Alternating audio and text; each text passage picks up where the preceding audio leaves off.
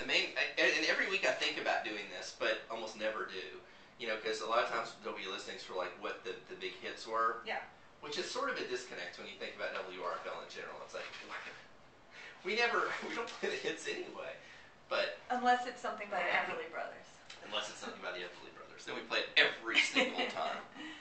But then you look back at the history of radio, and definitely there was, you know, a long, long time ago, in, say, the 40s,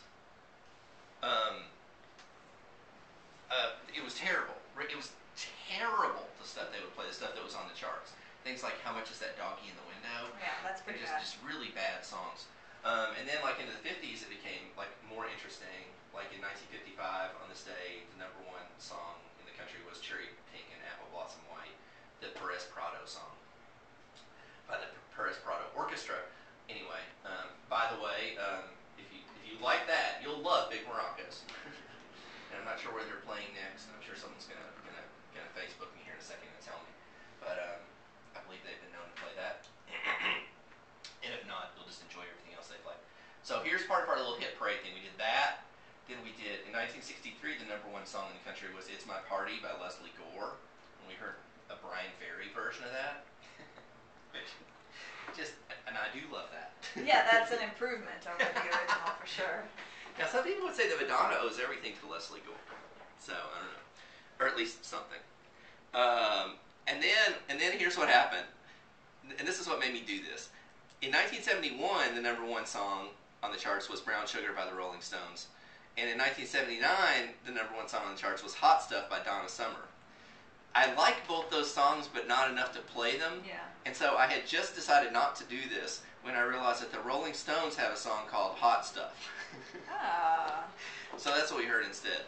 Instead of the Rolling Stones with Brown Sugar and Hot Stuff by Donna Summer, we heard the Rolling Stones. Something else Hot completely. To make up for that. Good work. So, there, thank you. That's the work we try to do here at Trivial Thursdays. Every Thursday, as a matter of fact, from 7 to 9, you can check out the show, Trivial Thursdays. I'm your host, Mick, and a special guest every week. I'm delighted to have my friend Kate Wheeler here this week. And of course you'll come back. I don't have to ask you, right? I come whenever you call. I'm Excellent. ready to come. If you're interested in keeping up with who's on the show next, you can go to trivialthursdays.com. That has a bunch of links, including a link to the Facebook group and junk like that. So, what else? We've got about 20 minutes left in the show, and the Democracy Now! Is on at 9. 20 minutes left. That means the show will start falling apart right about now. No. We're going to talk about the 10-cent beer night trivia. Oh yeah, talk about falling apart. Yeah. No, I loved it. So this is baseball trivia a little bit, which is something we usually avoid. Yeah, we don't always go there necessarily. Yeah, but this was too good to pass up. This is really pretty excellent, and also there's some question about how good it is to sell booze really, really cheap, right? Well, yeah, I mean, it's what I like about this trivia is that somebody didn't foresee that this might be a disaster. But in any event, let's explain what it is first. In 1974, the public relations people with the Cleveland Indians decided to host a promotion called 10-Cent Beer Night because the team... Why don't I play the beer barrel polka in the background while we're talking about this? Yeah, that's always good. Okay. That's like my state anthem. That's kind of, I thought you might like that. But yeah, somebody thought it would be a great idea because apparently the Indians were, really bad, and they thought, so they were having a hard time getting people to come to the games. So they held 10-Cent Beer Night, promotion night, and of course, it turned into a complete drunken riot free-for-all, and it was a complete disaster, and the Cleveland Indians wound up having to forfeit the game.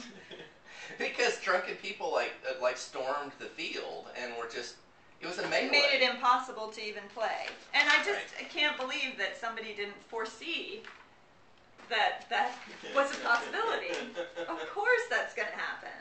But having said that, maybe we should try to instigate a 10-cent beer night at by all means. Our local at field, Applebee's Park, which I've never been to for a game. Have you seen a game? One time I saw a game there. It was, it's fairly entertaining. I'd go again for free if someone wanted to take me. Or for 10-cent beer night. For 10-cent beer night. Yeah. So, well, I think we've got another beer song here, and I feel that was enough. I feel that trivia It's pretty good trivia. Significant enough that, first of all, we're going to finish out the Beer Barrel Polka for you and Wisconsin, really, in general. Thank you. Even though that's not where the trivia happens. No. But you hail It's from where I Wisconsin. happen. And then another quick little beer song, and then we'll be back, and we'll figure it out from there. All right? So this is Trivial Thursdays. It's about 8:45 until 9, and stick around. More to come.